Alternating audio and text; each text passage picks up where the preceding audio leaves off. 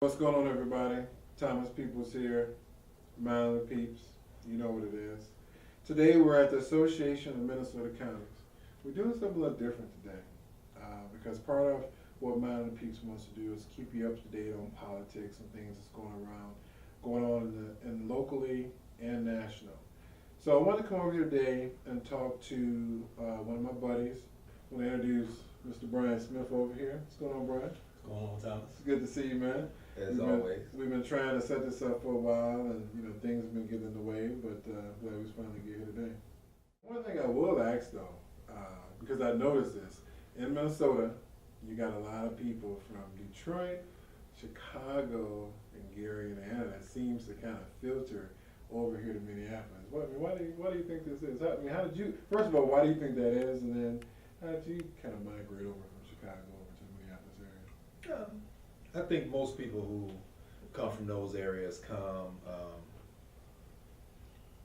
because those cities are crowded. Depending on where you live, those cities are dangerous, and the opportunities may be there, but they're not there for as many people that actually live in those metropolitan areas. And so I know one of the reasons that people come here is for better opportunities and safety. And the reason that I came is because my mama told me to get out. Our President of the United States, Mr. Barack Obama, take me from the progression of you in your lifetime being able to see the first black president be elected, and what did that mean to you? And then from there, tell me about what was it like to actually see him reelected? I was very happy when Barack Obama got elected. It was the first time that I ever spent any money on a presidential campaign. It was the first time I ever got out, knocked on doors, made phone calls, did whatever I had to do to get not to get somebody elected, but to get somebody elected to the office of president.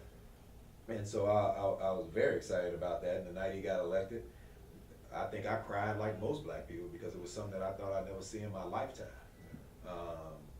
But the euphoria didn't last long because reality set back in.